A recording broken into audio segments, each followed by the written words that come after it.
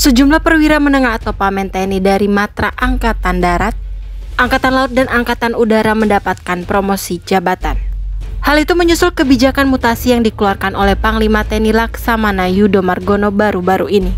Berdasarkan SK Panglima TNI nomor Kep/1111/9 Romawi/2023 tentang pemberhentian dari dan pengangkatan dalam jabatan di lingkungan Tentara Nasional Indonesia yang ditetapkan Laksamana TNI Yudo Margono pada Rabu 27 September 2023, tercatat ada 7 perwira yang mendapatkan kenaikan pangkat atau pecah bintang. Di Angkatan Darat ada beberapa perwira yang pecah bintang, salah satunya perwira berdarah Batak. Lalu siapakah beliau? Langsung saja simak ulasan berikut ini.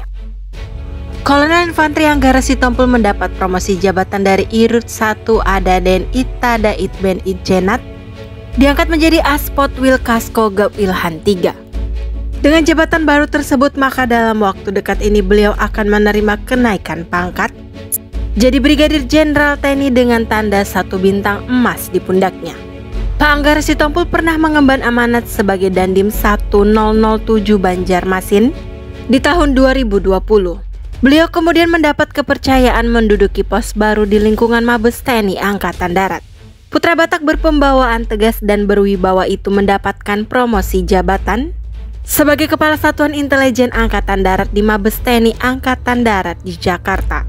Melansir dari tni.ad.mil.id, Kolonel Anggara Sitompul merupakan abituren Akmil 1992.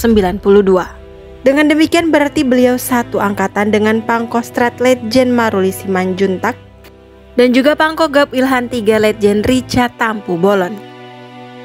Ketika berpangkat Letnan Kolonel, beliau dipercaya menjabat sebagai Komandan Batalion Infanteri 732 Banau atau yang sekarang disebut Batalion Infanteri Rider Khusus 732 Banau dari tahun 2008 hingga 2010.